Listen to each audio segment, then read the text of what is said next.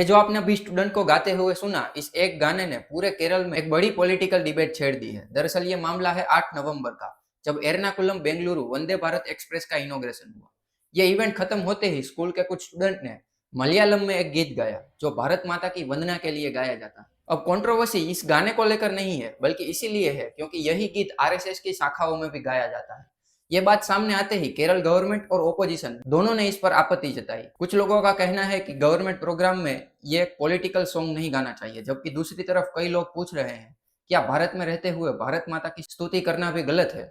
RSS की शाखाओं में तो भारत माता की जय भी बोली जाती है, तो क्या अब उसको लेकर भी डिबेट होगी। मामला इतना बढ़ गया कि बाद में रेलवे को खुद इस गीत का इंग्लिश ट्रांसलेशन डालकर एक दूसरा वीडियो पोस्ट करना पड़ा, ताकि गलतफहमी दूर हो सके।